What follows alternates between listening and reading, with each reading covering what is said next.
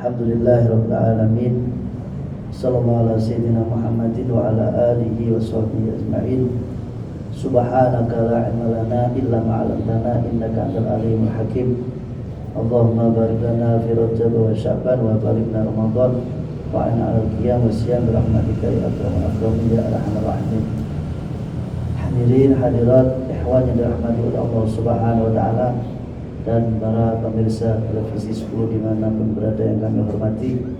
Alhamdulillah di kesempatan pada maghrib wal isya ini kita diperkenankan oleh Allah Subhanahu wa taala untuk memakmurkan masjid-masjidillah dan juga diberikan kesempatan untuk menghidupkan hati kita. Mudah-mudahan Allah Subhanahu wa taala senantiasa menuntun kita, menggerakkan hati kita, memakmurkan hati kita dengan perkara-perkara yang diridhai oleh Allah Subhanahu wa taala. Ikhwan yang dirahmati oleh Allah Subhanahu wa taala, di sini kami atau kita akan bareng-bareng memahami beberapa nasihat dari para sahabat Rasulullah sallallahu alaihi wasallam, di mana di malam ini kita akan mendengarkan nasihat-nasihat dari Sayyidina Utsman bin Affan yang terkait tentang masalah keuntungan ataupun kemuliaan orang-orang yang bisa menjaga sholat 5 waktunya. Dan alhamdulillah pas di momen yaitu Rajab mendekati Isra Mi'raj Nabi besar Muhammad SAW yang terkait sholat. Di sini Sayyidina Utsman bin Affan radhiyallahu anhu wa qala man hafidhas shalawatil khamsa li waqtiha wa dawama 'alaiha akramahullahu tis'a karomah. Barang siapa yang bisa menjaga sholat 5 waktunya di waktu sholat tersebut, dalam arti dia sholat dan juga di waktu sholat, bukan karena terlambat ataupun qadha'an. Wa dawama 'alaiha, dan beristiqomah menunaikan sholat pada waktunya. Di situ Allah Subhanahu wa taala memberikan 9 kemuliaan. Kalau di hadis Nabi Muhammad ada 5 kemuliaan dan semuanya sama dengan yang 9 yang disebutkan oleh Sayyidina Utsman bin Affan radhiyallahu anhu. Diberikan 9 kemuliaan bagi orang-orang yang bisa menjaga sholat 5 waktunya. Yang pertama yaitu ayyuhibbahullah. Di situ Allah akan mencintai orang yang menunaikan sholat 5 waktu dengan baik. Kalau sudah mau kita dapat modal dicintai Allah, maka di situ Allah akan menyuruh seluruh makhluk untuk mencintai orang tersebut. Maka kadang kita berusaha untuk mencari sensasi supaya orang itu mencintai kita, tetapi banyak yang meninggalkan perkara-perkara untuk dicintai oleh Allah Subhanahu wa taala. Lebih mementingkan dicintai manusia daripada dicintai oleh Allah Subhanahu wa taala. Tetapi dengan kita menunaikan sholat 5 waktu pada waktunya, di situ Allah mencintai kita. Maka kalau Allah sudah mencintai kita, maka apa yang kita inginkan akan dikabulkan oleh Allah Subhanahu wa taala, dan itu yang kita minta pasti diridhai oleh Allah Subhanahu wa taala.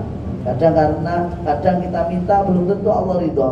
Maka dengan sholat 5 waktu pada waktunya, di situ cara solusi setiap permintaan kita insya Allah diridhai Allah Subhanahu wa taala. Terus yang kedua, solusi supaya hidup sehat. Kadang orang pengen hidup sehat, jalan kaki sini sampai mana, atau menu makanannya juga sehat, terus lagi ibarat kata sepedaan dari sini sampai mana dilakukan, inginnya ada sehat di situ. Tetapi ada cara solusi yang tepat. Ya, tepat ini bukan menurut dokter atau menurut siapa, tapi ini sudah tepat. Ya, bahkan di dalam hadis Rasulullah SAW, bahkan di sini Sayyidina Utsman mengatakan yaitu wa yakuna badanuhu shahihan. Maka dengan kita sholat 5 waktu pada waktunya, di situ akan menambah kesehatan tubuh kita secara zahir. Jasmani kita sehat. Saat kita sujud otak aliran darah putih atau bagaimana itu ke otak. Terus kita saat tahiyat akhir bagaimana ginjal kita, saat kita ruku bagaimana posisi pinggang kita dan lain sebagainya. Ternyata itu adalah cara praktis untuk supaya sehat. Dari takbir sudah ngangkat tangan, terus mulut pun berolahraga, mata pun juga posisi di satu tempat, ya, yaitu tempat sujud. Ya, pernah saya ingat itu waktu sama guru kita itu waktu pembelajaran untuk bahasanya ya alam gaib waktu itu, saya ingat itu. Maka posisikan matamu pada satu titik, ya, waktu itu ingat itu. Ya, kita gambar di papan tulis putih dikasih bunder hitam. Posisikan dua matamu melihat satu titik itu, jangan sampai menjadi dua atau tiga. Kalau kamu mampu melihat satu titik dan jadi tetap satu titik, maka kamu bisa akan memandang dengan jernih. Saya ingat itu. Maka begitu juga ya kan, kita sholat, mata kita bertumpu pada satu titik, yaitu tempat sujud kita. Itu ada supaya mata kita ini bisa konsentrasi. Orang kadang tidak bisa konsentrasi disebabkan karena mata ini tidak bisa melihat dalam satu titik. Itu yang kedua, ya, salah satu kemuliaan orang yang menunaikan sholat dengan baik, wa yakunu badanuhu shahihan, diberi kesehatan oleh Allah Subhanahu wa taala karena dari gerak-gerik sholat dari takbir sampai salam semuanya menambah kesehatan. Bahkan dokter pun merujuk ke situ untuk menunaikan sholat dengan baik. Terus yang ketiga, salah satu kemuliaan orang-orang yang bisa menunaikan sholat pada waktunya, di situ Allah Subhanahu wa taala memberikan kemuliaan tahrusuhul malaikah. Orang itu akan dijaga malaikat. Karena apa? Hakikatnya Allah Subhanahu wa taala menjaga. Maka kalau Allah ini sudah menjaga, maka seluruh makhluk pun sam'an wa ta'atan ikuti tuannya, yaitu mengikuti Allah Subhanahu wa taala secara otomatis. Maka kalau orang itu dijaga oleh Allah Subhanahu wa taala, mau ada musibah bentuk apapun, ya, pasti diselamatkan oleh Allah Subhanahu wa taala. Betul, idza ahabballahu qauman ibtalahum, dalam hadis. Dikala Allah Subhanahu wa taala mencintai seorang hamba itu akan diuji, dikasih musibah, dikasih ujian. Tetapi kalau orang itu menunaikan sholatnya dengan baik, maka mau dikasih ujian bentuk model apapun pasti akan diselamatkan oleh Allah Subhanahu wa taala. Kalaupun dibuat sakit sebagai bentuk yaitu tabiat manusia, maka Rasulullah SAW selalu diuji oleh Allah Subhanahu wa taala, tapi selamat, selalu dijaga oleh Allah Subhanahu wa taala. Yang dimana waktu itu kisah Rasulullah sholat di depan Ka'bah. Ya, di situ Abu Jahal memperhatikan gerak-gerik Nabi Muhammad saat sholat itu, sehingga sampai mengutus orang untuk menjatuhkan batu besar dari atas Ka'bah. Ya, ternyata yang ngangkat batu tidak bisa ngangkat. Kalaupun ngangkat, seolah-olah melihat ular besar yang akan menerkam orang tersebut. Jadi tidak jadi, langsung kabur. Sehingga Abu Jahal mengatasi sendiri, naik ke atas, ya, naik ke atas Ka'bah, melemparkan batu besar. Saat batu dijatuhkan, ternyata tiba-tiba dari dinding Ka'bah keluar batu yang menonjol itu, langsung batu mengenai batu besar mengenai batu bata, terus tidak jatuh di atas kepala Rasulullah SAW. Dan Abu Jahal melihat sosok yang gede di situ. Disitulah makna gambaran di mana orang-orang yang menunaikan sholat dengan baik, Allah selalu menjaga walaupun dikasih ujian. Maka dikala seseorang ini bisa menunaikan sholat dengan baik, walaupun dia mendapati suatu problem yang banyak, di situ Allah akan jaga, minimal tetap dijaga hatinya supaya tidak jauh dari Allah Subhanahu wa taala.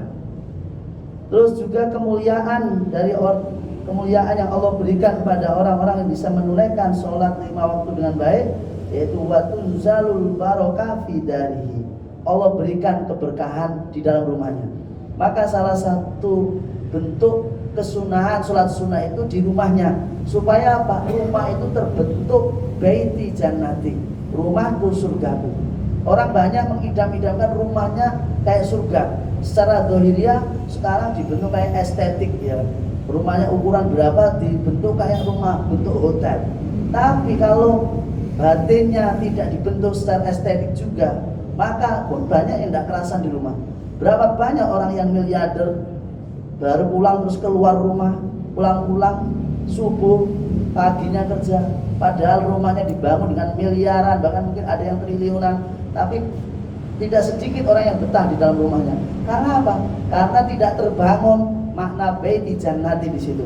Lah dengan bisa membangun rumahku surgaku dengan menunaikan sholat sunnah di dalam rumah tersebut ataupun sholat lainnya, sehingga keinginan untuk rumah menjadi surgaku itu tercipta gara-gara apa? Sholat 5 waktu ataupun sholat sunnah yang dilakukan di dalam rumah itu. Watun zalul barokah fidari, akan turun keberkahan. Dikatakan sedikit salah satu keberkahan yang didapat dari orang yang bisa menunaikan sholat 5 waktu, di situ ia akan mendapati ketenangan batin, kebahagiaan batin, walaupun posisi di saat itu ia dalam keadaan kemiskinan.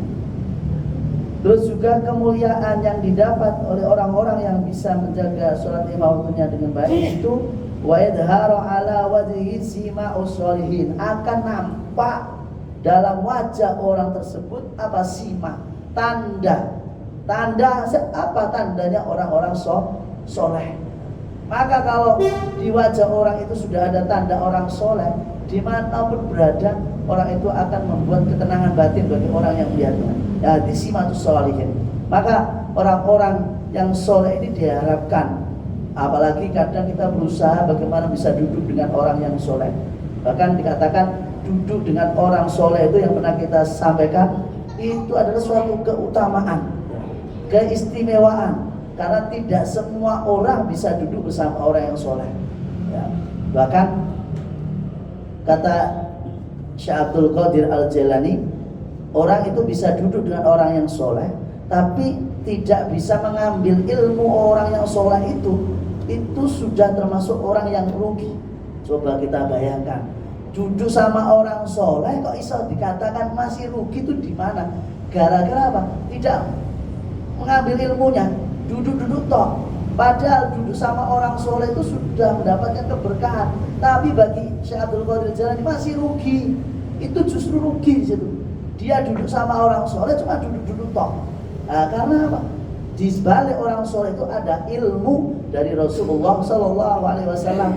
Seperti, mohon maaf, seperti orang baca sholawat saja, itu seperti orang yang memandang Rasulullah SAW. Orang yang memandang Rasulullah itu masih rugi, padahal memandang Rasulullah itu suatu keberkahan. Tapi kok masih rugi? Karena apa? Dia bisa menatap wajah Rasulullah, dekat dengan Rasulullah, setidaknya dia bisa dapat nasihat dari Rasulullah SAW. Apa? Ada kajian taklimnya di situ. Maka dikatakan engkau bisa baca sholawat seperti kamu duduk bersama Rasulullah SAW. Di saat kau baca sholawat dan di situ ada taklimnya, maka di situ seolah-olah kau bertemu dengan Rasulullah dan Rasulullah menasihatimu. Itu suatu kesempurnaan, suatu keberuntungan yang luar biasa. Maka para sahabat Rasulullah itu kalau ketemu Rasulullah pasti yang diminta apa? Ya itu minta doanya, minta nasihatnya. Maka sahabat itu mereka berlomba-lomba untuk mengumpulkan hadisnya Rasulullah SAW. Karena setiap kepanggil Rasulullah, ketemu Rasulullah, mesti ya Rasulullah, usini ya Rasulullah, aku minta nasihat, minta wasiat darimu, beri sesuatu ilmu. Maka di situ, begitu juga saat kita duduk sama orang soleh, apa? Minta nasihat, selalu minta nasihat. Maka sering Al-Umar bin Muhammad Al-Hafid itu kalau santrinya saat keluar jangan lupa ziaratus sholihin. Kalau itu ziaratus sholihin yang ahya masih hidup, utlub minhu ilmu, utlub minhu barokah, minta dari beliau-beliau doanya, ilmunya, nasihatnya, atau mungkin baca kitab di depan beliau. Disitulah kita untuk mendapatkan keberkahan. Jangan sampai kita hanya memandang wajah orang soleh saja, tapi tidak mendapatkan nasihat dari ilmu-ilmu mereka. Karena di situ bagi Syekh Abdul Qadir Jilani masih rugi orang tersebut. Maka dengan kita bisa sholat 5 waktu dengan baik, maka akan Allah tampakkan di wajah kita wajah orang-orang yang soleh. Kalau wajah-wajah orang soleh ini nampak di wajah kita, minimal mengurangi kesusahan, kesedihan, kegelisahan orang-orang yang ada di sekitar kita. Kok bisa? Karena menatap wajah orang soleh itu suatu keutamaan, keberkahan, dan bisa masuk dalam hati, bisa merubah kegelisahan tersebut menjadi ketenangan dan kenyamanan. Terus juga kemuliaan orang-orang yang kemuliaan yang didapat orang-orang yang bisa menunaikan sholat 5 waktu dengan baik, yaitu wa yulayyinallahu qalbah. Allah berikan hati yang lain, hati yang lunak. Makna hati yang lunak ini apa? Rahmatnya tinggi, kasihannya sama makhluknya, masya Allah, peka. Orangnya peka, lihat sesuatu peka, tanpa diperintah. Lihat misalnya di jalan ada orang yang butuh bantuan, langsung. Karena apa? Di situ yulainullahu qalbah. Sedikit ada rasa yang aneh, dia langsung berbuat tanpa diperintah ataupun tanpa ada yang mendorong di situ. Karena apa? Bentuk hati orang itu adalah lunak. Seperti Rasulullah SAW, rahmatnya luar biasa. Sampai hewan, sampai makhluk apapun sudah mengakui kemurahan hati Muhammad SAW. Terus yang ketujuh, salah satu kemuliaan yang didapat, wa yamurra 'ala sirat al-mustaqim kal barqil lamih, di mana orang itu melewati sirat al-mustaqim seperti kilat layaknya. Dengan apa? Sholat 5 waktu. Maka banyak orang yang meninggalkan sholat, dia mementingkan apa? Korban. Katanya korban bisa melewati sirat al-mustaqim seperti kilat, tapi dia meninggalkan sholat 5 waktunya. Padahal walaupun tidak berkorban, tapi menunaikan sholat 5 waktu dengan baik, maka dia akan melewati siratal mustaqim seperti kilat. Dikatakan dalam kitab bahwasanya siratal mustaqim ada yang mengatakan itu lurus. Kita baca waktu itu ada yang turunan curam, ya, turunan curam 1000 tahun. Setelah turunan curam, terus tanjakan curam, itu pun 1000 tahun. Terus baru datar 1000 tahun. Berarti kalau diutar 3000 tahun perjalanan melewati siratal mustaqim, yang mana tajamnya itu lebih tajam daripada samurai. Sampai ulama sebagian menjelaskan lebih tajam daripada samurai. Itu tentang apa? Yaitu siratal mustaqim. Terus juga yang ke-8 tentang kemuliaan yang didapat orang-orang yang bisa menunaikan sholat dengan baik, yaitu wa yunjiyallahu minan nar, yaitu orang itu akan diselamatkan dari siksa api neraka. Di dalam ayat Al-Quran, wasta'inu bis-sabri was-shalah, minta pertolonganlah kalian kepada Allah lewat apa? Lewat sabarmu dalam ibadah dan dalam sholatmu. Dengan sholat dan sabarmu dalam ibadah, disitulah hakikatnya kita minta tolong sama Allah Subhanahu Wa Taala. Lewat apa? Lewat wasilah. Makanya di momen Isra Mi'raj itu kita bisa melihat ada hikmah, nilai yang sangat berharga dalam Isra Mi'raj apa? Yaitu wasilah. Butuh wasilah, ya. Kadang sebagian orang kan wasilah tidak penting, ya. Wasilah itu hanya membuang waktu, langsung kepada Allah saja, ya. Ada satu ulama di dalam kitab tasawuf dikatakan kalau ada orang bisa connect langsung, bisa nyambung langsung dengan Allah Subhanahu Wa Taala tanpa perantara, bahwa minal mutakabbirin, dia masuk golongan orang-orang yang sombong. Kenapa? Kok orang langsung, nah aku tidak butuh wasilah, aku langsung sama Allah SWT, aku tidak mau datang ke tempat ini, aku langsung doa sama Allah, langsung ketemu Allah langsung, tanpa wasilah, maka dikatakan mutakabbirin, orang-orang yang sombong. Kenapa? Karena Nabi Muhammad SAW diajarkan Rasulullah saja, yaitu untuk wasilah. Buktinya apa? Kita lihat saat Isra Mi'raj Nabi Muhammad SAW. Seandainya Allah langsung ibarat kata menghilangkan Nabi Muhammad, langsung mengangkat Nabi Muhammad ke Sidratul Muntaha, ke Arsy, bisa. Tapi kenapa harus lewat malaikat Jibril? Kenapa harus lewat Buraq untuk mengantarkannya Nabi Muhammad dari Mekah ke Palestina, ke Palestina juga sampai ke langit 1, 2, 3, 4, 5, 6, 7 sampai ke Arsy, sampai ke Sidratul Muntaha dan lain sebagainya. Itu karena lewat mereka, yaitu malaikat Jibril, dan sama waktu itu Buraq. Nah, itu menunjukkan bahwasanya Rasulullah mengajarkan kita ini adanya wasilah untuk bisa dekat dengan Allah Subhanahu Wa Taala. Kita bisa mengenal Allah lewat Rasulullah SAW. Maka untuk bisa lebih dekat dengan Rasulullah, yaitu lewat orang-orang yang soleh. Dengan kita dekat dengan orang yang soleh, meminta ilmu dari beliau-beliau itu, insya Allah kita bisa dekat dengan Rasulullah SAW. Kalau sudah dekat dengan Rasulullah, pasti akan dekat dengan Allah Subhanahu Wa Taala. Kalau sudah dekat dengan Allah Subhanahu Wa Taala, maka baru ridholah yang kita dapatkan. Kalau ridho ini sudah kita dapatkan, dunia akhirat adalah surga. Maka banyak ulama-ulama hidupnya di dunia sudah kayak di surga. Ya. Maka kita lihat banyak ulama-ulama Hadramaut ibarat kata memberikan ilmu ke kita, menjelaskan ciptakan dunia kita sebagai surga. Belum masuk surga beneran, di dunia sudah kayak surga. Karena apa? Kumpul sama orang soleh, tidak ada waktu kecuali ingat sama Allah, tidak ada waktu kecuali dijak taklim para ulama orang soleh. Nah, ini kan kehidupan ahli surga di situ. Belum masuk surga sudah terasa surganya. Bagaimana kalau sudah masuk surga di situ? Maka banyak orang-orang lupa. Ternyata aku kok hidup di dunia. Tak kira saya hidup di surga. Karena apa? Sehari semalam 24 jam sehari-harinya hanya bersama orang-orang yang soleh, orang-orang yang diridhai oleh Allah Subhanahu wa Ta'ala. Terus juga kemuliaan yang didapat orang-orang yang bisa menunaikan sholat 5 waktu dengan baik, yaitu wa yunsilahullahu fi jiwaril ladzina la khaufun 'alaihim wa la hum yahzanun, yaitu Allah kumpulkan orang tersebut dengan orang-orang yang la khaufun 'alaihim wa la hum yahzanun. Siapa itu? Yaitu auliyaillah, kekasih Allah Subhanahu wa Ta'ala, atau dikatakan orang-orang yang bertakwa.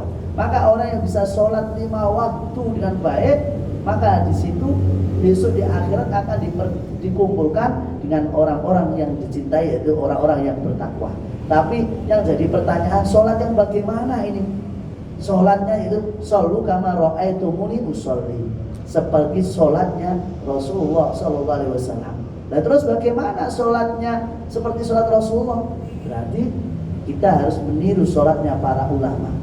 Dengan cara apa? Dengan mencari ilmu, belajar bersama beliau-beliau ini, baru kita dapat ilmu sesuai akhlak Nabi besar Muhammad Sallallahu Alaihi Wasallam. Karena kalau sholat itu sesuai shollu ra'aitumuni kama usolli, seperti sholatnya Rasulullah, maka di situ akan tercipta innas sholata tanha 'anil fahsya'i wal munkar.